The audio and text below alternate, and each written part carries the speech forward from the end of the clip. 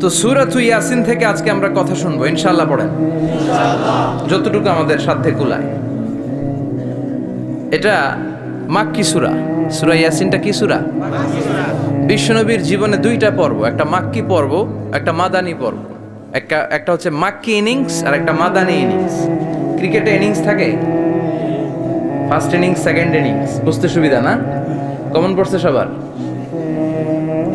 তো এটা হচ্ছে বিশ্বনবীর মাক্কি ইনিংসের একটা সূরা। মাক্কি ইনিংসের বৈশিষ্ট্য হচ্ছে বিশ্বনবী তাওহীদের দাওয়াত দিয়েছেন, রিসালাতের দাওয়াত দিয়েছেন, আখিরাতের কথা বলেছেন, একটু নরম নরম কথা বলেছেন। কারণ চারদিকে খালি মাইর। চারদিকে কি? কোরআনের কথা বললে মাইর আছে না? মার খেতে হয়, বকা শুনতে হয়, ঝুঁকি নিয়ে কথা বলতে হয়। চিল্লা এখন ঠিক কিনা? বিশ্বনবীরে বলা হলো এগুলো ছেড়ে দেন, এগুলো ছেড়ে দেন। সুন্দরী নারী দেব, টাকার পাহাড় দেব, ক্ষমতার চেয়ারে বসিয়ে দেব, সব দিব। এই হচ্ছে আমাদের 3 দফা। নারী দিব, সম্পদ দিব, ক্ষমতা দিব। বিষ্ণু বললেন আমার খালি 1 দফা। আমার কয় দফা? 1 দফা। লা ওয়াদাউ আশ-শামসা ফি ইয়ামিনি, সূর্য যদি ডান হাতেও দাও, ওয়াল কামারা ফি ইয়াসারি, চন্দ্র যদি বাঁ হাতেও দাও, এই কালেমার দাওয়াত থেকে 1 হাতও আমারে পিছনে নেওয়া যাবে না। চিল্লা এখন ঠিক কি না? মুমিন কখনো ভয় পায় না, মুমিন কখনো পিছু হটে না, মুমিন স্ট্র্যাটেজি চেঞ্জ করে, মুমিন কৌশলী হয়। এই রাস্তা দিয়ে যাওয়া যায় না, বসে বসে কেঁদে লাভ নাই, রাস্তা আরেকটা খুঁজতে হবে, আরেকটা রাস্তা বানায় নিতে হবে। এটাই হচ্ছে মুমিনের বৈশিষ্ট্য। আল্লাহ তুমি বুঝার তৌফিক দাও। তো বিশ্বনবীর মাক্কি ইনিংসের খেলার সিস্টেম ছিল ঠ্যাক দিয়ে খেলতেন। ক্রিকেটে কি বলে যে উইকেট বাঁচায় খেলতে হবে, তোমার উইকেট যাতে পড়ে না যায়। তো ঠেকায় ঠেকায় খেলে। তো বিশ্বনবী ঠেকায় ঠেকায় খেলছেন, আর 4 ছক্কা মারছে সব মাদানী ইনিংসে। সুবহানাল্লাহ নাই? মাদানী ইনিংসে বিশ্বনবী গর্জে উঠলেন, জ্বলে উঠলেন আপন শক্তিতে। রবি না? তো বিশ্বনবী মাদানী ইনিংসে যেটা করেছেন সেটা হচ্ছে সমাজ সংস্কার করেছেন। He was a very good reformer of the society. As a father, as a husband, as a reformer of the society, as a lawgiver, as a lawmaker, as a commander, and as a messenger, Muhammad is the superman of the world. স্বামী হিসেবে, বাবা হিসেবে, নেতা হিসেবে, নবী হিসেবে, সমাজ সংস্কারক হিসেবে, আইন প্রণেতা হিসেবে মুহাম্মদ হচ্ছেন এই পৃথিবীর জন্য সুপারম্যান। তার কোনো তুলনা হয় না। বিশ্বনবীর কোনো তুলনা হয় বিয়ন্ডলেস, বাউন্ডলেস, বটমলেস। তারা নিয়ে কথা বলতে গেলে সময় ফুরায় যাবে, মাইকের ব্যাটারি শেষ হয়ে যাবে, মাগার কথা শেষ হবে। এজন্য ওনার জীবনের ক্ষেত্রে বলা হয় বিয়ন্ডলেস, বাউন্ডলেস, বটমলেস। অসাধারণ ব্যক্তিত্ব, সুপার ক্যালিফ্রাজিলিস্টিক এক্সপিয়ালিডোসাস, অসাধারণ, যার কোনো তুলনা হয় না, এক্সেলেন্ট, আনপ্যারালাল। মাদানী জীবনে উনি সশস্ত্র সংগ্রাম করলেন, সংস্কার করলেন সমাজটাকে, সেনাবাহিনী বানালেন। তখন আর নরম নরম ভাবে খেলে নাই, গরম ভাবে খেলেছে। এটা হচ্ছে ইমানের দাবি। মুমিনরা কৌশলী হয়। যখন যে পরিস্থিতি, ওই পরিস্থিতির সাথে তাদের স্ট্র্যাটেজি তারা পাল্টায়। তো বিশ্বনবীর মাদানী ইনিংসে এই সূরা নাজিল হয়নি, হয়েছে মাক্কি ইনিংসে, মাক্কি সূরা। এই সূরার অনেক ফজিলত, ছোটবেলা থেকেই সূরা ইয়াসিনের অনেক ফজিলতের কথা আমরা শুনেছি না? বিশ্বনবী বলেছেন ইন্না লিকুল্লি শাইইন কলবান ওয়া কলবুল কুরআনি সূরাতু ইয়াসিন। সব জিনিসের একটা কলব আছে, হৃদয় আছে, অন্তর আছে, আর কোরআনের কলবের নাম হচ্ছে সূরা ইয়াসিন। বিশ্বনবী বললেন ইন্না লিকুল্লি শাইইন কলবান, সব জিনিসের একটা কলব আছে। ওয়া ইন্না কলবাল কুরআনি সূরাতু ইয়াসিন, আর কোরআনের কলবের নাম হলো সূরাতু ইয়াসিন। মান ক্বারাআ সূরাতা ইয়াসিন মাররা ওয়াহিদা, একবার সূরাতু ইয়াসিন তেলাওয়াত করলে 10 পারা কোরআন খতমের সওয়াব হয়ে যায়। বিশ্বনবী বলতেন ইন্না ফিল জাসাদি মুদগা, দেহে একটা গোশতের টুকরা আছে। ইযা সালুহাত সালুহাল জাসাদু কুল্লু, এই দেহের গোশতের টুকরা যদি ভালো হয়ে যায়, পুরো দেহটারে ভালো করে দেয় কে? আল্লাহ। এই দেহের গোশতের টুকরাটা যদি পচে যায়, পুরো দেহটারে নষ্ট করে দেয় কে? আল্লাহ। বিশ্ব নবী বললেন আলা ওয়াহিয়াল কালব, ওই টুকরাটার নাম হলো কালব। টুকরাটার নাম কি? এজন্য কলবের মধ্যে আল্লাহর জিকির বসাইতে হবে। কি বসাবেন? নাকি আয়না বসাবেন? আয়না বসায় না? আয়না বসাইয়া দে মোর দয়াল বাবা, কেবলা কাবা সব মুখস্থ। আয়না বসাইয়া দে মোর। নবীর কলবে আয়না বসায় নাই নবী। সেদিন আবু বকর, ওমর ফারুক কেউ আয়না বসাইছে? আবু হানিফা, শাফিঈ এরা কলবের মধ্যে আয়না বসাইছে? বসাইছে জিকির। চিল্লায় বলেন বসাইছে কি? এজন্য আল্লাহ বললেন আলা বিযিক্রিল্লাহি তাতমাইন্নুল কুলুব। দুনিয়ার কোন জিনিস দিয়ে কলব ঠান্ডা হয় না, দুনিয়ার কোন জিনিস দিয়ে কলব পরিচ্ছন্ন হয় না। কলব শুধু পরিচ্ছন্ন হয় একটা জিনিস দিয়ে, লা ইলাহা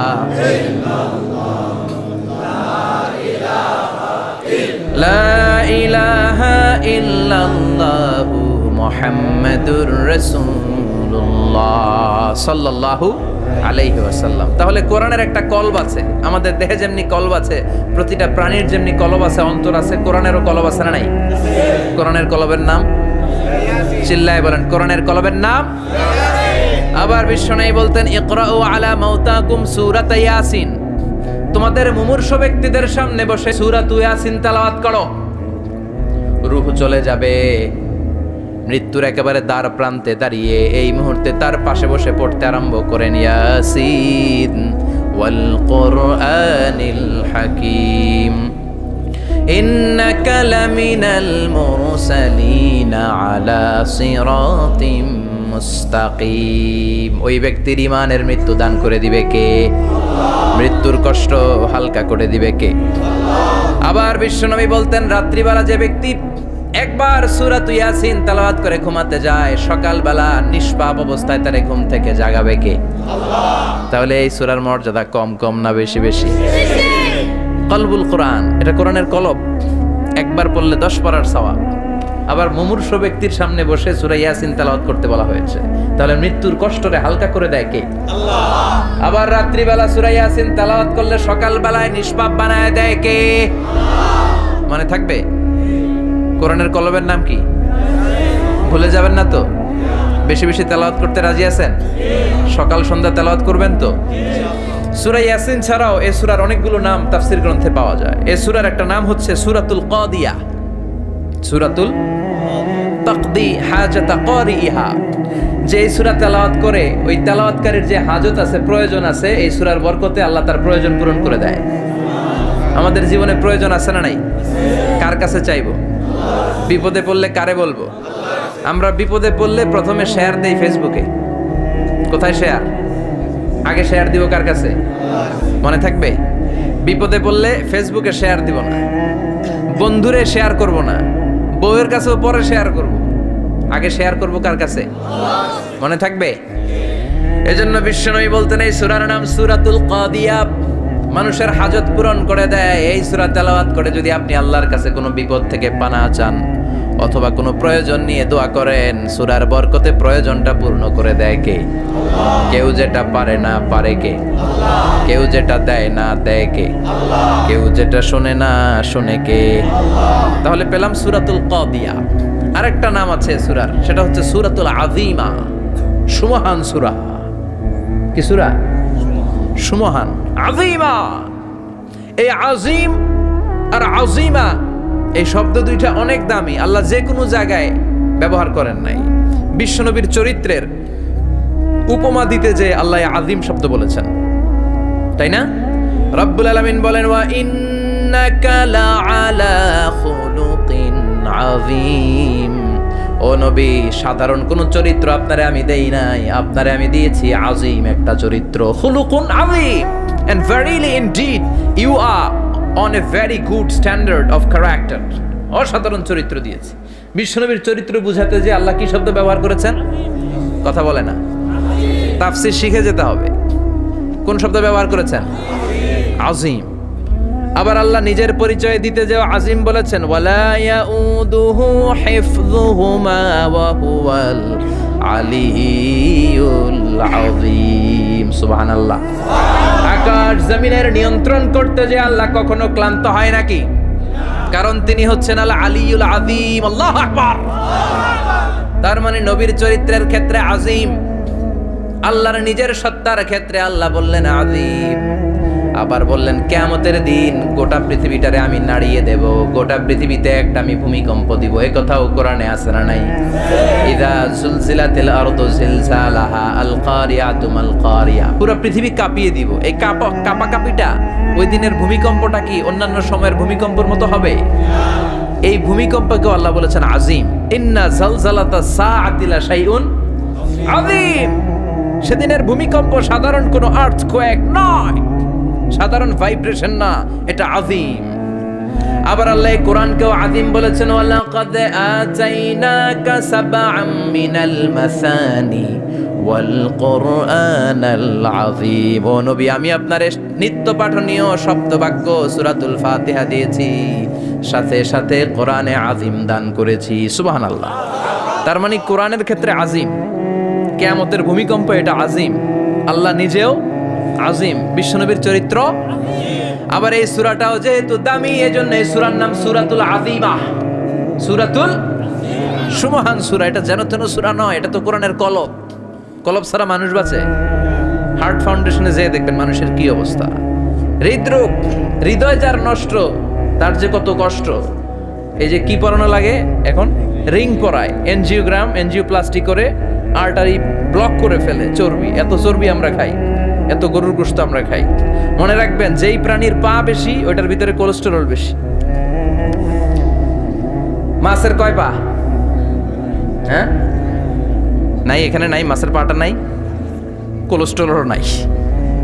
মুরগির কয় পা? জোরে বলতে হবে। তার মানে কিছু কোলেস্টেরল আছে না নাই? গরুর কয় পা? কোলেস্টেরল বেশি না কম? এইবার কোন চিংড়ির কয় পা? সবচেয়ে বেশি কোলেস্টেরল কন্টেইন করে শ্রিম্প, প্রন, চিংড়ি। এজন্য এগুলো কম খাইতে হবে। তবে 40-এর আগে যারা আছেন ধুমায়া খান, 40-এর পরে এই যে মাটন, ল্যাম্প, ছাগলের গোশ, খাসির গোশ, চিংড়ি, এগুলো আপনার ডায়েট থেকে বাদ দিয়ে দিতে হবে। বুঝতে পেরেছেন? এজন্য এই সূরাটা যেন তেন সূরা নয়, এটা তো কোরআনের কলিজা, হার্ট, হৃদয়। এজন্য সূরাটা সূরাতুল আযীমা। সুবহানাল্লাহ পড়েন। তার মানে 1 নম্বরে পেলাম সূরাতুল কাদিয়াহ, 2 নম্বরে পেলাম সূরাতুল আযীমা, 3 নম্বরে সূরার আরেক নাম হলো সূরাতুল মুইম্মা। সূরাতুল মুইম্মা। মুইম্মার 2 অর্থ। এক অর্থ হচ্ছে এটার বরকতটা আম, সবার জন্য, যেই পড়ে সেই বরকত পায়, এজন্য মুইম্মা। আবার মুইম্মার আরেক অর্থ হচ্ছে যেই সূরা শত্রুকে অন্ধ করে দেয়। কি করে দেয়? এই সূরার প্রথম 9টা আয়াত যদি বিপদে পড়ে, শত্রুর কবলে পড়ে আপনি তেলাওয়াত করেন, শত্রুর চোখটারে অন্ধ করে দিবে কে? আল্লাহ। বিশ্বনবী মক্কা থেকে যখন মদিনায় যায়, হিজরতের সময় বিশ্বনবী সূরাতুল ইয়াসিনের প্রথম 9টা আয়াত তেলাওয়াত করলেন। তেলাওয়াত করে আল্লাহর নাম নিয়ে ঘর থেকে বের হলেন। আশেপাশে কাফেররা ঘুরে কিন্তু বিশ্বনবীরে দেখে না। সবাই খেলে এরকম এরকম করে, ডানে বায়ে হাতায়, বিশ্বনবীর সামনে দিয়ে যায়, কিন্তু কাফেরদের চোখ অন্ধ করে দিয়েছে কে? আল্লাহ। এজন্য কোরআন তেলাওয়াত করলে কাফেরদের চোখকে অন্ধ বানায় দেয় কে? আল্লাহ। এজন্য সূরার একটা নাম হচ্ছে সূরাতুল মুইম্মা। কি নাম? অন্ধ করে দেয়। তাফসিরে কুরতুবির মুসান্নিফ ইমাম আল কুরতুবি, ওনাকে জালিম বাদশা বন্দী করেছিল। ওনার তাফসিরে এসেছে উনি শক্তিশালী লোক ছিলেন, জেলখানা ভেঙে বাঁচার জন্য দিছে দৌড়। উনারেও ধরার জন্য জালিম বাদশার সৈনিকেরা ঘোড়া নিয়ে রওনা হয়েছে। উনিও দৌড়ায়, ঘোড়াও পেছন থেকে আসে। ওমিয়া মানুষ কি ঘোড়ার দৌড়ের সাথে পারে? উনি হাঁটতে হাঁটতে হয়রান হয়ে এক বালুর ময়দানে যেয়ে ধপাস করে পড়েছে। ওরাও ঘোড়া দিয়ে এসে নেমেছে, কিন্তু আজীব তামাশা, উনি বালুতে ধপাস করে পড়েই সূরাতুল ইয়াসিনের প্রথম 9 আয়াত তেলাওয়াত করতে শুরু করেছেন। ওরা নিচে নেমে ডানে বায়ে সামনে পিছনে খালি খুঁজে, কিন্তু দেখে না, সামনেই কিন্তু বসা। ওদের চোখটা অন্ধ করে দিছে কে? আল্লাহ। বিশ্বাস হয়? ঈমান হয়? এজন্য বিপদে পড়লে সূরাতুল ইয়াসিনের প্রথম 9 আয়াত পড়তে রাজি আছেন? আল্লাহ তুমি তৌফিক দাও। আরো জোরে পড়েন আমিন। এজন্য আল্লাহ চমৎকার ভাবে এই সূরাটা শুরু করে দিলেন। 2টা কাটা অক্ষর দিয়ে আল্লাহ বললেন ইয়াসিন ওয়াল কুরআনিল হাকীম ইন্নাকা লামিনাল মুরসালিন আলা সিরাতিম মুস্তাকিম। পড়েন সুবহানাল্লাহ। ইয়াসিন। সূরাটা শুরু করলেন কি দিয়ে? এটা কি কোনো বাক্য? এটা কি কোনো শব্দ? এটা কি অক্ষর? দুইটা। প্রথম অক্ষরের নাম, দ্বিতীয়টা আওয়াজ করে বলেন, প্রথম অক্ষরটার নাম, দ্বিতীয়টা। খুব চমৎকার না? বাক্য দিয়ে এই সূরাটা শুরু করে নাই। যেমন ইযা জুলজিলাতিল আরদু জিলজালাহা, এই সূরার প্রথম আয়াত, এটা একটা বাক্য না? আচ্ছা। ওয়াদ-দুহা ওয়াল-লাইলি ইযা সাজা, বাক্য না? কিন্তু ইয়াসিন, এটা কি কোনো বাক্য? এটা কি কোনো শব্দ? না, এটা কাটা দুইটা অক্ষর। সুবহানাল্লাহ পড়েন। আল্লাহ 114টা সূরার প্রায় 29টা সূরা এরকম কাটা কাটা অক্ষর দিয়ে শুরু করেছেন। সুবহানাল্লাহ নাই? এই 29টা সূরা কখনো আল্লাহ একটা অক্ষর দিয়ে শুরু করেছেন, কখনো দুইটা অক্ষর দিয়ে, কখনো তিনটা দিয়ে, কখনো চারটা দিয়ে, কখনো পাঁচটা দিয়ে। একটা অক্ষর দিয়ে আল্লাহ কোরআনের সূরা শুরু করেছেন। এরকম একটা সূরা বলেন, নুন ওয়াল কলামি ওয়া মা ইয়াসতুরুন। নুন, নুন দিয়ে সূরা শুরু হয়ে গেছে। তারপরে কফ, এক অক্ষর দিয়ে সূরা শুরু হয়ে গেছে। সুবহানাল্লাহ পড়েন। এবার বলেন দুই অক্ষর দিয়ে সূরা শুরু হয়েছে এরকম সূরা বলেন। এত দূরে যান কেন? এটা আছে না নাই? ইয়াসিন। সুবহানাল্লাহ পড়েন। ইয়াসিন দুই অক্ষর দিয়ে। তারপরে হামিম, এবার তিন অক্ষর দিয়ে আল্লাহ সূরা শুরু করছেন এরকম, আলিফ লাম তাসিন মিম। আল্লাহু আকবার। আবার চারটা অক্ষর দিয়ে সূরা শুরু হয়েছে এরকম আছে না নাই? আবেশ সাহেব কোন? আলিফ লাম মিম র, আলিফ লাম মিম সদ আছে না নাই? আবার পাঁচটা কাটা অক্ষর দিয়ে সূরা শুরু হয়েছে এরকম সূরাও আছে না নাই? সূরা মারিয়ামের শুরুতে কি আছে? কাফ হা ইয়া আইন সদ। সুবহানাল্লাহ পড়েন। এরকম প্রায় 29টা সূরা আল্লাহ কাটা কাটা অক্ষর দিয়ে শুরু করেছেন, কোনো বাক্য দিয়ে নয়, কোনো শব্দ দিয়ে নয়। কি দিয়ে? হারফ দিয়ে। হারফ, এই হারফগুলোরে বলে হুরুফ আত-তাহাজ্জি বা হুরুফ আল মুকাত্তাআত, কাটা কাটা অক্ষর। মনে রাখবেন কোরআনের আয়াতগুলো দুই ভাগে বিভক্ত, একটা মুহকাম, একটা মুতাশাবিহ। মুহকাম মানে যেগুলোর অর্থ আমরা জানি, যেগুলোর ব্যাখ্যা আমরা জানি, যেটার ইন্টারপ্রিটেশন, এক্সপ্লেনেশন আমাদের জানা আছে। আর মুতাশাবিহ আমরা অর্থ জানি না, আমরা ব্যাখ্যা জানি না, এটা দিয়ে আসলে কি বুঝাইছে আমরা কেউ জানে না। জানে একজন, চিল্লায় বলেন তিনি কে? আল্লাহ বলেন ওয়া ইন কুনতুম ফি রাইবিম মিম্মা নাযালনা আলা আবদিনা ফাআতু বিসূরাতিন মিন মিসলিহি ওয়াদউ শুহাদাআকুম মিন দুনিল্লাহি ইন কুনতুম সাদিকিন।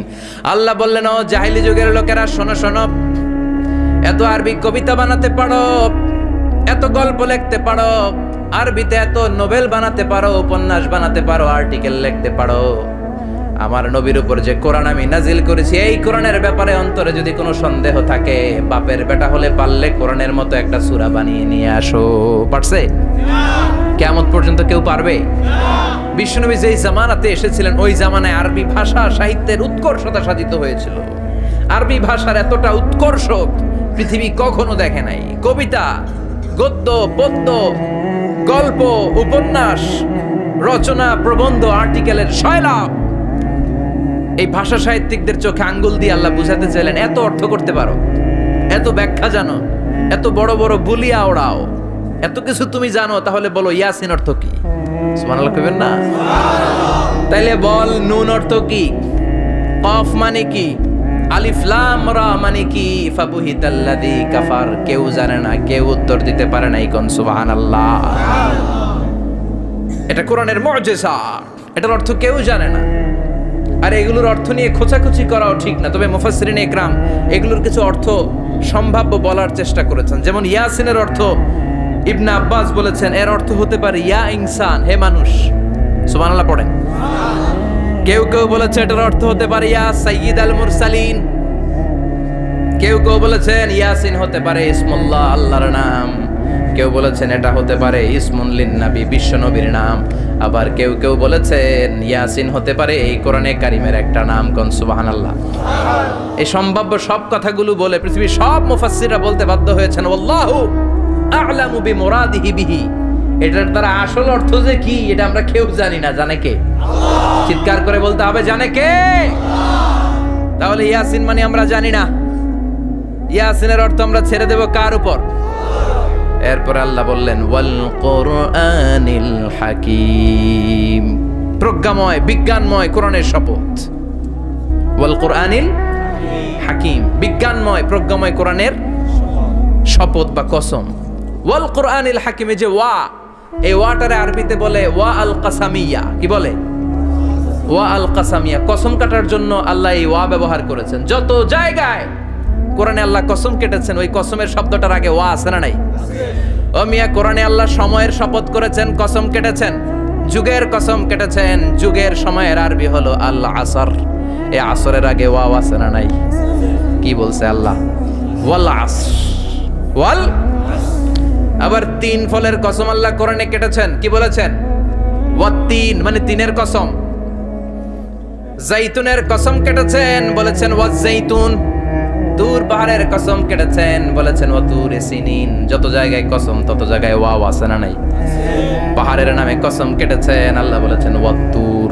সূর্যের নামে কসম কেটেছেন, আল্লাহ বলেছেন ওয়াশ-শামসি ওয়া দুহাহা। সুবহানাল্লাহ কইবেন না? ফজরের নামে কসম কেটেছেন, কি বলেছেন? ওয়াল ফাজর। জিলহজ মাসের প্রথম 10 রাতের কসম কেটেছেন, কি বলেছেন? ওয়া লায়ালিন আশর। জোর আর বেজরের কসম কেটেছেন, আল্লাহ বলেছেন ওয়াশ-শাফঈ ওয়াল ওয়াতর। সূরা ইয়াসিনে কাটা কাটা দুইটা অক্ষরের পরে রব্বুল আলামিন কোরআনের কসম কেটেছেন, এজন্য আল্লাহ বলেছেন ইয়াসিন ওয়াল কোরআনিল হাকিম। ইয়াসিন ওয়াল কোরআনিল হাকিম, প্রজ্ঞাময় বিজ্ঞানময় কোরআনের শপথ। কোরআনের মধ্যে বিজ্ঞান আছে না নাই? বেশি না কম? বিশ্বাস হয় না? নাস্তিকদের কথা বিশ্বাস হয়? নাস্তিকরা বলে কোরআনের মধ্যে বিজ্ঞান নাই, কোরআনের মধ্যে সায়েন্স নাই, কোরআনের ভেতরে টেকনোলজি নাই। কিন্তু কোরআন বলে এমন কিছু নাই, মানুষের প্রয়োজনীয় এমন কিছু নাই যেটা আমার ভিতরে নাই। আল্লাহু আকবার। আল্লাহ বললেন মা ফররাতনা ফিল কিতাবি মিন শাই, কিতাবের মধ্যে আমি কিছু বাদ রেখে দেই নাই। ইতিহাসের কথা বলেছি, পাতালপুরীর কথা বলেছি, ঊর্ধ্ব জগতের কথা বলেছি, মহাকাশের কথা বলেছি, cosmology, astrology, geology, zoology, botany, human anatomy, embryology, সব কিছুর কথা কোরআনের মধ্যে দিয়েছে কে? কোরআনের ভেতরে মানুষের কথা আছে না নাই? কোরআনের মধ্যে গাভীর কথা আছে না নাই? গাভীর কথাও আছে। কই আছে? হ্যাঁ, সূরাতুল গাভীর সূরা। সুবহানাল্লাহ কইবেন না? মানুষের কথা আছে সূরাতুল ইনসান, জিনদের কথা আছে সূরাতুল জিন, মাকড়সার কথা আছে সূরাতুল আনকাবুত, মৌমাছির কথা আছে সূরাতুন নাহাল। মৌমাছির কথা বলেছেন, দুধের কথা বলেছেন, প্রাণীর কথা বলেছেন, খাদ্যের কথা বলেছেন, মানুষের দেহ বৈশিষ্ট্যের কথাও বলেছেন। চিৎকার করে পড়েন আল্লাহু আকবার। আল্লাহ বললেন ওয়া আওহা রাব্বুকা ইলান নাহলি আনিত্তাখিযি মিনাল জিবালি বুয়ুতাও ওয়া মিনাশ শাজারি ওয়া মিম্মা ইয়ারিশুন। সুবহানাল্লাহ পড়েন। ওয়া আওহা রাব্বুকা ইলান নাহল, আল্লাহ মৌমাছির কাছে সিক্রেট মেসেজ পাঠিয়েছেন। সুবহানাল্লাহ পড়েন। ওহীকে আরবিতে বলে সিক্রেট মেসেজ। সায়েন্টিফিক আলোচনা শুরু হইতেছে, মনোযোগ আছে না গেছে? জিমানি ধরছে? হ্যাঁ, মনোযোগ আছে না গেছে? তাকবীর দেওয়া যাবে? জোরে না আস্তে? শুরুতে বিবাহিতরা দেন, এরপরে অবিবাহিতরা দেন, এরপরে সবাই মিলে দেন। বিবাহিত কারা কারা দেখি?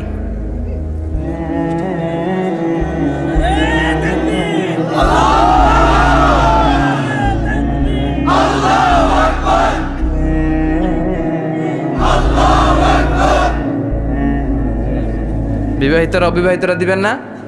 শুরুতে বিবাহিতরা দেন, তারপরে অবিবাহিতরা দেন, তারপরে সবাই মিলে দেন। বিবাহিতরা রেডি? দেখবো কাদের গলায় জোর বেশি।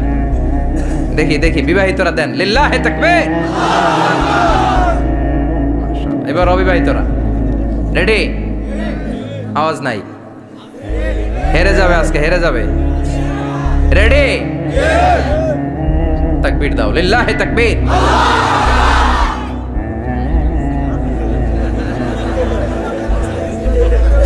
ইয়াংদের পারফরমেন্সই আলাদা, আওয়াজ বেশি। এবার সবাই মিলে তিনটা, লিল্লাহি তাকবীর, লিল্লাহি তাকবীর, লিল্লাহি তাকবীর। আল্লাহ মৌমাছিকে ওহী করেছেন। কি করেছে দেখেন, ওয়াল কোরআনিল হাকিম, আল্লাহ যে বললেন শেষ হবে না এই কথা। ওয়াল কোরআনিল হাকিম, বিজ্ঞানময় কোরআনের শপথ, প্রজ্ঞাময় কোরআনের শপথ। বিশ্বনবী বলেন লা তুহসা আজাইবুহু, কোরআনের আশ্চর্যান্বিতার কোনো শেষ নাই। ওয়ালা তাবলা গারাইবুহু, কোরআন কোনোদিন কারো কাছে পুরাতন মনে হয় না। ফিহি মাসাবিহুল হুদা, কোরআনের মধ্যে আছে হেদায়েতের মশাল। ওয়া মানারুল হিকমা, কোরআন হলো বিজ্ঞানের সুউচ্চ মিনার। লা তুহসা আজাইবুহু, কোরআনের আশ্চর্যান্বিতার শেষ নাই। যতই পড়বেন আপনি আশ্চর্য হয়ে যাবেন, যতই স্টাডি করবেন, যতই অধ্যয়ন করবেন, আপনার চোখকে খুলে দিবে কে? ওয়ালা তাবলা গারাইবুহু, কোরআন কখনো পুরাতন হয় না। পুরান হয় নাকি? যার বয়স 50 বছর ধরে নামাজি মানুষ, প্রতি নামাজের প্রত্যেক রাকাতে কোন সূরা পড়া লাগে? তো 50 বছর যদি কেউ নামাজি হয়, তাহলে কত লক্ষবার উনি সূরা ফাতিহা পড়ছে উনি নিজে জানে? তারপরেও কোনোদিন কি মনে হয়েছে সূরা ফাতিহাটা একটু পুরান পুরান লাগে? আজকে কুল হল্লা দিয়ে শুরু করুন, কথা বলেন। পুরান লাগছে কোনোদিন? এত পড়ছে এটা, আজকে আর এটা না, আজকে আর একটা, এরকম মনে হয়? ওয়ালা তাবলা গারাইবুহু, পুরান লাগে না। প্রতিদিন নতুন, প্রতিনিয়তই নতুন, অলওয়েজ নিউ, সব সময় নতুন। এজন্য বিশ্বনবী বললেন লা তুহসা আজাইবুহু, কোরআনের আশ্চর্যান্বিতার শেষ নাই। ওয়ালা তাবলা গারাইবুহু, কোরআন কখনো পুরাতন হয় না। ফিহি মাসাবিহুল হুদা, কোরআনের মধ্যে আছে হেদায়েতের মশাল। ওয়া মানারুল হিকমা, কোরআন হলো বিজ্ঞানের সুউচ্চ মিনার। সুবহানাল্লাহ। আল্লাহ বললেন ওয়া আওহা রাব্বুকা ইলান নাহাল, আমি মৌমাছির কাছে মেসেজ দিলাম, সিক্রেট মেসেজ। আনিত্তাখিদি মিনাল জিবালি বুয়ুতা, তোমরা পাহাড়ের মধ্যে তোমাদের বাড়ি বানাও, মৌচাক বানাও। অমিনা সাজার গাছের মগ ডালে, বড় বড় ডালে তোমরা বাসা বানাও। ওয়া মিম্মা ইয়ারিশুন, উঁচু উঁচু জায়গায় মৌচাক বানাও, যাতে করে গ্রামের ছোট্ট ছেলেরা ঢিল মারতে না পারে। কোন সুবহানাল্লাহ। মৌমাছির আল্লাহ শিখাই দিছে। নিচু জায়গায় কোনোদিন মৌমাছির বাসা দেখবেন? নিচু জায়গায় সহজে নাগাল পাওয়া যায়, ধরা যায়। কথা কন, ডাল বেয়ে মগ ডালে ওঠা লাগে মধু খাইতে চাইলে। চিল্লায় বলেন ঠিক কিনা? আল্লাহ সিক্রেট মেসেজ দিলেন আর বললেন আনিত্তাখিদি। আলেম যারা আছেন বলেন তো, ইত্তাখিদি এটা কি মুজাক্কারের সিগা না মুয়ান্নাসের সিগা? কথা কইতে হবে, কেউ নাই এটার উত্তর দেওয়ার মতো। মুয়ান্নাস, মাশাআল্লাহ, এটা স্ত্রীবাচক শব্দ। আল্লাহ মৌমাছিকে যে মেসেজ করছে পুরুষ মৌমাছিরে কয় নাই, এটা নারী মৌমাছিরে কইছে। চিল্লা এখন সুবহানাল্লাহ। এখন গবেষণা করে দেখা গিয়েছে, কার্ল ভন ফ্রিচ একজন অস্ট্রিয়ান বিজ্ঞানী, উনি এটা নিয়ে গবেষণা করে 73 সালে 1973-তে নোবেল পেয়ে গেছে। এই আয়াতের উপর গবেষণা করে আল্লাহ কেমন করে সিক্রেট মেসেজ দিয়েছেন, কেমন করে মৌমাছি মৌচাকের বাসা বাঁধে, কেমন করে মধু আহরিত হয়, এটার উপর গবেষণা করে উনি একটা বই লিখেছেন, দ্য ডান্সিং বিজ। নেচে যাওয়া মৌমাছিগুলো, নাচতে নাচতে যেতে থাকা মৌমাছিগুলোর উপর একটা বই লিখে, দ্য ডান্সিং বিজ লিখে উনি নোবেল প্রাইজ পেয়েছেন এই মধুর উপরে। চিল্লায় পড়েন আল্লাহু আকবার। এখন কোরআনের আয়াত থেকে বোঝা গেল আনিত্তাখিদি মিনাল জিবালি বুয়ুতা, আল্লাহ নারী মৌমাছিকে বলেছেন মৌচাক বানাও, তোমাদের মধু রাখার জন্য বাসা বানাও। কার্ল ভন ফ্রিজ গবেষণা করে পেয়েছে মৌচাকের বাসা বানানো হয়, মধু আহরণ করা হয়। যেই মৌমাছিটা নেতৃত্ব দেয় এটা পুরুষ মৌমাছি নয়, এটা হলো মহিলা মৌমাছি। কোন সুবহানাল্লাহ। পুরো মৌচাকের মধ্যে মধু আহরণ, মধু নেওয়া, পুরো প্রসিডিউরটা সারার জন্য কোনো পুরুষ মৌমাছি লিডিং দেয় না, লিডিং দেয় একটা নারী মৌমাছি, স্ত্রী মৌমাছি। এজন্য ইত্তাখিদ, ম্যাসকুলিন জেন্ডার ইউজ না করে আল্লাহ বলেছেন ইত্তাখিদি। নারী মৌমাছিকে আল্লাহ অ্যাড্রেস করে বলেছেন যাও মৌচাক বানাও আর এটার মধ্যে মধু আহরণ করো। চিল্লায় পড়েন আল্লাহু আকবার। আল্লাহ বললেন ইত্তাখিদি মিনাল জিবালি বুয়ুতা, পাহাড়ের মধ্যে ঘর বানাও। মিনাস সাজার, গাছের বড় ডালের মধ্যে ঘর বানাও। ওয়া মিম্মা ইয়ারিশুন, উঁচু উঁচু জায়গায় ঘর বানাও। উনি গবেষণা পেয়েছেন এই মধুর মধ্যে অসাধারণ কিছু ন্যাচারাল অ্যান্টিসেপটিক আছে। কি আছে? Natural antiseptic. এটার নাম হচ্ছে প্রপিলিস। প্রপিলিস নামে একটা লিকুইড পাওয়া যায় মৌচাকের মধ্যে। এটা কাটা জায়গায় লাগা দিলে স্যাভলন, ডেটল কিছু লাগানো লাগবে না। ওই প্রপিলিসের কারণে আপনার কাটা জায়গা এমনি শুকিয়ে যাবে। সুবহানাল্লাহ পড়েন। দ্বিতীয় বিশ্বযুদ্ধে রাশিয়ান যত সৈনিকরা যুদ্ধে আহত হতো, ওরা আলাদা করে অ্যান্টিসেপটিক খাইতো না, ওরা মধু আইনা লাগাই দিত আর সুস্থ হয়ে যেত। সুবহানাল্লাহ পড়ে। নিউজিল্যান্ডের কিছু বিজ্ঞানীরা আবিষ্কার করেছে মৌমাছির হুলের ভিতরে রেমিটিক ফিভারের অ্যান্টিবায়োটিক আছে। অনেকের বাত জ্বর হয়, বাতের ব্যথা থাকে না, থাকে, মুরব্বীদের বেশি হয়। ওই জায়গার মধ্যে যদি আপনি মৌমাছি এনে ঢুকাই দিতে পারেন, মৌমাছির হুল লাগাই দিতে পারেন, ভালো হয়ে যাবে। মৌমাছি যখন হুল ফুটে আরাম লাগে না অনেক? খাইছেন, কামড় খাইছেন? হ্যাঁ, মজা লাগে। তো নিউজিল্যান্ডের এই গবেষকরা এরা আবিষ্কার করেছে যে মৌমাছি যদি হুল ফুটিয়ে দেয়, ওইখানে বাতের ব্যথা থাকলে, বেদনা থাকলে এটা ভালো হয়ে যাবে। আমি নিজে দেখেছি, বিবিসি একটা ডকুমেন্টারি, ইজিপশিয়ান একজন ফিজিশিয়ান, চিকিৎসক, উনি ওনার বাতের ব্যথায় আক্রান্ত যত রুগীরা আছে ওদের গায়ের মধ্যে মৌমাছি এনে এনে নিজে নিজে হুল ফুটায়। রুগী চিৎকার মারে, ও মাগো, ও আল্লাহ গো, কিন্তু একদিন পরে ব্যথা নাই, আর কয় ভালো হয়ে গেছি। সুবহানাল্লাহ কইবেন না? তো এজন্য এই কার্ল বন ফ্রিজ 1973-তে দ্য ডান্সিং বিজ লেখে গোটা বিশ্বকে তাক লাগিয়ে দিয়েছে। তার গবেষণার প্রতিটি পয়েন্ট কোরআনের এই আয়াতের সাথে মিলে যায়। চিৎকার করে পড়েন আল্লাহু আকবার। এই যে আমরা মধু খাই, এই মৌচাকের ভেতরে অন এন অ্যাভারেজ অ্যারাউন্ড 60,000 মৌমাছি থাকে। তিন ভাগে, একটা হচ্ছে কুইন বি, একটা মেল বি, আর একটা হচ্ছে ওয়ার্কার বি। একটা থাকে রানী মৌমাছি, এর নেতৃত্বে সবাই চলে। আরেকটা থাকে মেল বি, পুরুষ মৌমাছি, বংশ বাড়ানোর জন্য এদের কাজে লাগে। আর সব হচ্ছে ওয়ার্কার বি, সবাই কাজ করে। আল্লাহ বললেন সুম্মা কুলি মিন কুল্লি সামারাত ফাসলুকি সুবুলা রাব্বিকি যুলুলা। আল্লাহ সিক্রেট মেসেজ দিয়ে বললেন গাছের উপরে বাসাবাদ, পাহাড়ের উপরে মৌচাকের বাসাবাদ, উঁচু উঁচু জায়গায় তোমরা তোমাদের বাসা বাঁধো। সুম্মা কুলি মিন কুল্লি সামারাত, এরপর এলাকার যত মিষ্টি মিষ্টি ফুল আছে, ফল আছে, ওখান থেকে রস নিয়ে আসো। সুবহানাল্লাহ। পুষ্প রস সংগ্রহ করে মধুগুলো, এটার বলে sweet nectar. They collect the sweet nectar from the flowers. এবং মধুর মধ্যে এত চমৎকার জিনিস থাকার কারণ হচ্ছে মৌমাছিগুলো ওই এলাকার সব ধরনের ফুল, ভালো ভালো সুগন্ধযুক্ত ফুল ফল থেকে রস নিয়ে আসে। তো ওই গাছগুলোর মধ্যে বনাজি গাছ আছে না নাই? ঔষধি গাছ আছে না নাই? এজন্য মধুরে বলা হয় সব রোগের ঔষধ। যত বনাজি ঔষধি গাছের নির্যাস আর পুষ্পরস আছে, সব আল্লাহ মধুর ভিতরে ঢুকায়া মধুকে আল্লাহ ন্যাচারাল ভ্যাকসিন বানিয়ে দিয়েছেন। চিল্লায়ে পড়েন আল্লাহু আকবার। আল্লাহ বললেন সুম্মা কুলি মিন কুল্লি সামারাত, সব ফল আর ফুল থেকে নেকটার পুষ্পরস নিয়ে আসো। ফাসলুকি সুবুলা রাব্বিকি যুলুলা, যেমন যেমন গিয়েছিলা পথ চিনায় আবার ফিরে আসো। ইয়াখরুজু মিন বুতুনিহা শারাব, এরপর তাদের পেট থেকে বের হয় শারাব। মুখতালিফুন আলওয়ানু, এক একটা মধুর কালার হয়ে যায় এক এক রকম। কোন সুবহানাল্লাহ।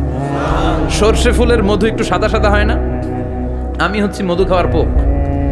আমি দেশে বিদেশে যেখানে গিয়েছি ফ্রেশ হানি আমি অনেক খুঁজেছি। ইয়ামানি একটা মধু পাওয়া যায়, ইয়ামানের সাওয়াহিলি এলাকায়, পাহাড়ি এলাকায়, একেবারে কুচকুচে কালো। আবার অনেক মধু আছে কিছুটা খয়েরি এবং হলুদ বর্ণের।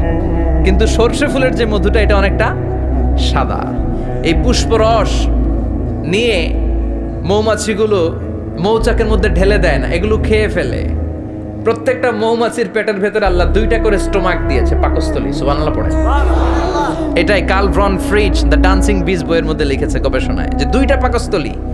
একটা পাকস্থলী দিয়ে মৌমাছি খায়, নিজে খেয়ে বাঁচে। আর একটা পাকস্থলী দিয়ে এই ফ্লাওয়ার নেক্টার, পুষ্পরস সংগ্রহ করে ওই পাকস্থলীতে রাখে। ওই পাকস্থলীর ভেতরে আল্লাহ একটা ন্যাচারাল এনজাইম দিয়েছেন। ওই এনজাইমের সাথে ওই পুষ্পরসটা মিক্সড হয়। তারপরে আরেকটা টিউব আছে, ওই টিউব দিয়ে মৌমাছি যে সে বাসার মধ্যে মৌমাছি যে সেখানে সাপ্লাই করে দিয়ে আসে, মধু ঢুকিয়ে দিয়ে আসে। চিল্লায় পড়েন সুবহানাল্লাহ।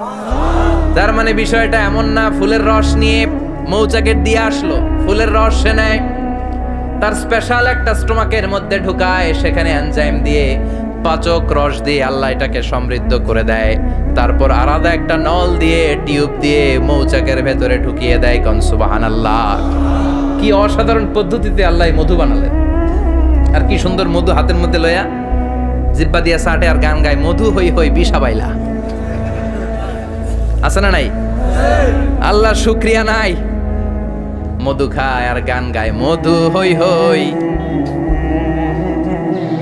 বিষা বাইলা, কোন হারনে ভালোবাসার দাম নদিলা। আছে না নাই?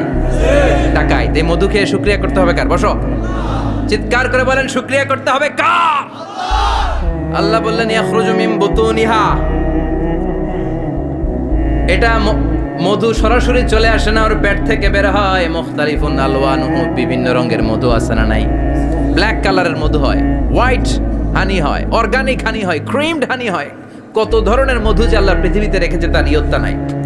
এরপর আল্লাহ বললেন ফিহি শিফাউন লিন্নাস, মধুর ভিতরে শিফা দিয়েছে কে? আল্লাহ। এজন্য বিশ্বনবীর খাদ্য তালিকার মধ্যে মধু আছে না নাই? বিশ্বনবী সুগন্ধযুক্তওয়ালা মধু খেতেন, দুর্গন্ধযুক্তওয়ালা কোনো মধু মুখে নিতেন না। সুবহানাল্লাহ।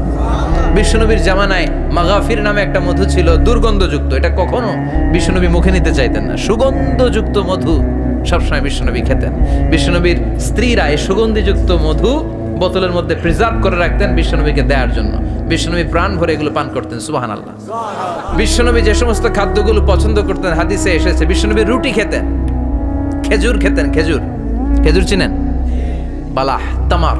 দুধ খেতেন, এই মধু খেতেন, জব খেতেন, বার্লি খেতেন, লাউ খেতেন, রুম্মান, ডালিম ফল, আনার ফল। আনার চিনেন? আনার, এই আনার খেতে পছন্দ করতেন বিশ্বনবী। মাশরুম খেতেন, মাশরুম। মাশরুম চিনেন? ব্যাঙের ছাতার মতো। রেস্টুরেন্টে ইদানিং মাশরুমের স্যুপ পাওয়া যায়, এটা খাবেন। যাদের চোখের জ্যোতিতে সমস্যা, দৃষ্টিতে সমস্যা, খাবেন। হাদিসে এসেছে আল কামআতু মিনাল মান ওয়া মাউহা শিফাউন লিল আইন। মাশরুম হলো মান্না সালোয়ার মতো খাবার। মাশরুমের স্যুপ যারা খাবে, চোখের জ্যোতি যাদের কম, তাদের চোখের জ্যোতি বাড়িয়ে দিবে কে? বুখারীর বর্ণনা, কানা রাসূলুল্লাহ ইউহিব্বুল হালাওয়া ওয়াল আসাল। বিশ্বনবী মিষ্টান্ন খেতে বড্ড পছন্দ করতেন, আবার বিশ্বনবী বেশি বেশি মধু খেতে পছন্দ করতেন। সুবহানাল্লাহ। কোরআনে দুইটা জিনিসের ক্ষেত্রে আল্লাহ শিফা যোগ করেছেন, যে দুইটা জিনিসের সাথে সম্পৃক্ত হলে শিফা। এক হচ্ছে কোরআন পড়লে শিফা, অনুনাজ্জিলু মিনাল কোরআনি মা হুয়া শিফা। আবার কোরআনে এই আয়াতের ক্ষেত্রে বলা হয়েছে শিফা ফিহি শিফাউন লিন্নাস।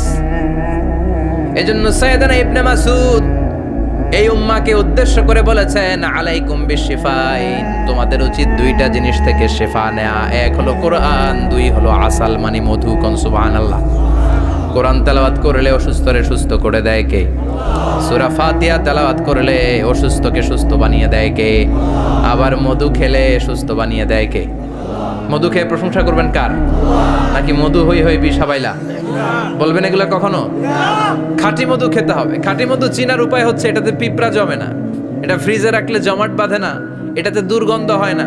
এক গ্লাস পানির মধ্যে এক ড্রপ মধু ছেলে দিলে এটা পানির সাথে না মিশে একেবারে নিচে চলে যায়। খাঁটি মধু খেতে হবে। তাহলে ফিহি শিফাউন লিন্নাস। কত কিছু দিয়ে যে আল্লাহ এটাকে সমৃদ্ধ করেছেন। এটার মধ্যে গ্লুকোজ আছে, এটার মধ্যে সুক্রোজ আছে, ফ্রুকটোজ আছে, প্রোটিন আছে, মিনারেলস আছে, ক্যালসিয়াম আছে, ভিটামিন আছে। খাইলেই শরীর গরম হয়ে যায়। সুবহানাল্লাহ। এজন্য শীতকালে বেশি বেশি খাবেন, জাম্পার লাগবে না। শীতকালে মধু খেয়ে রাত্রেবেলায় বের হবেন, আর মাফলার পেঁচিয়ে বেরোয়া লাগবে না। সুবহানাল্লাহ পড়েন। তার মানে আল্লাহ বললেন ইয়াসিন ওয়াল কোরআনিল হাকিম, প্রজ্ঞাময়, বিজ্ঞানময় কোরআনের কসম। কোরআনের ভেতরে বিজ্ঞান আছে না নাই? বিজ্ঞানের কথা এই তো শুরু করলাম, আজকে সারা রাত বিজ্ঞানের কথা বলবো। থাকবেন কতক্ষণ? হ্যাঁ, স্লোগান দেন লিল্লাহি তাকবীর। এরপরে আল্লাহ বললেন গোলাম ওয়া ইন্না লাকুম ফিল আনআমি লাইবরা, প্রাণীকুলের দিকে নজর করে তাকাও। প্রাণীকুলের মধ্যে আমি তোমাদের জন্য নিদর্শন রেখেছি। নুসকিকুম মিম্মা ফি বুতুনিহি, এই প্রাণীকুলের পেট থেকে একটা চমৎকার জিনিস আমি বের করে দেই, এটার নাম হচ্ছে দুধ। এটা কি? দেখেন, একই আয়াতের মধ্যে আল্লাহ মধুর কথাও বললেন, আবার দুধের কথাও বললেন। দুধটা কিভাবে হয়, উৎপন্ন হয়, মধু কেমনে হয়, ইঞ্চি ইঞ্চি কথা এই কোরআনের ভেতরে তুলে ধরলেন কে? আল্লাহ বললেন মিমবাইনি ফারসিউ ওয়াদামিল লাবানা, গোবর আর রক্তের মাঝখান দিয়ে আমি দুধ বের করি। সুবহানাল্লাহ পড়েন। আমরা যাই এই গাভীর ওলান টানা শুরু করি সকালবেলা বিসমিল্লাহ বলে, কিন্তু খেতে যেটা আসে ওইদিকে নজর নাই, ডাকাত। বিসমিল্লাহ বলে শুরু করে না, দুধ খাই আলহামদুলিল্লাহ পড়ে না, আছে না নাই? আল্লাহ বলেন মেকানিজমটা শোনো কেমনে আমি খাওয়াই। আল্লাহ বললেন মিমবাইনি ফারসি ওয়া দামিল লাবানা, গোবর আর রক্তের মাঝখান দিয়ে আমি দুধ বের করে দেই। সুবহানাল্লাহ। গরু যে ঘাস খায়, এই ঘাস থেকে রক্ত হয় আর গরুর গোবর হয়। পেটের একদিকে থাকে গোবর, আরেক দিকে থাকে রক্ত। রক্ত দুর্গন্ধ, গোবরও দুর্গন্ধ। রক্তও নাপাক, গোবরও নাপাক। এই দুই নাপাক আর দুর্গন্ধের মাঝখান দিয়ে সুগন্ধযুক্ত দুধ বের করে দেয় কে? আল্লাহ বললেন মিমবাইনি ফারসি আদামিল লাবানা। গরু যে খাবারগুলো খায় ওই খাবারের এক পাশ দিয়ে গোবর হয়ে যায় আর এক পাশ দিয়ে রক্ত হয়ে যায়, মাঝখান দিয়ে দুধ বের করে দেয় কে? What a amazing mechanism of discharging milk from animal's body. What a amazing mechanism. একদিক দিয়ে গোবর দুর্গন্ধ, আরেক দিক দিয়ে ঘাস খাওয়ার কারণে রক্ত হয়, মাঝখান দিয়ে দুধ বের হয়ে যায়। সুবহানাল্লাহ। আবার বাছুর ছাড়া দুধ পাওয়া যায় না। গাভী আছে কার কার? হাত তোলেন তো। বাছুর ছাড়া দুধ পাওয়া যায়? শুধু গাভী, বাছুর নাই, দুধ আসবে? আবার এই যে বিশাল বড় ওলান 20 কেজি দুধ দেয় প্রতিদিন, এই ওলান কাটলে দুধ পাওয়া যায়? এক ফোঁটা দুধও ওলানটা কেটে টুকরা টুকরা করলে আপনি পাবেন না। এটা আলাদা মেকানিজম। এটা ভিতর থেকে একটা নির্যাস। বাছুর নিয়ে দুইটা ঢু মারবেন, ওই নির্যাস দিয়ে দুধ বেরোতে থাকবে গোবর আর রক্তের মাঝখান দিয়ে। চিৎকার করে পড়েন আল্লাহু আকবার। এজন্য বিশ্বনবী বলতেন বেশি বেশি দুধ খাও। দুধ হলো সুষম খাদ্য। পৃথিবীতে আবিষ্কৃত যত খাবার আছে দুধের চাইতে ভালো খাবার আছে নাকি? কথা কন। মানুষ পানি খেয়ে 3-4 দিন বাঁচে জানেন, আর পানির মধ্যে লবণ দিলে 7-8 দিন বাঁচতে পারবেন। আর দুধ পাইলে আজীবন বাঁচবেন আপনি। দুধ খেয়ে যদি হজম করতে পারেন, দুধ খেয়ে হজম করতে পারলে আজীবন বেঁচে যাবেন। সুষম খাদ্য। বিশ্বনবী যে রাতে মেরাজে যাবেন, সিদরাতুল মুনতাহা পার হওয়ার পরে বিশ্বনবীর পরীক্ষা শুরু হলো। বিশ্বনবীকে বুখারীর বর্ণনা 3টা গ্লাস দেয়া হলো।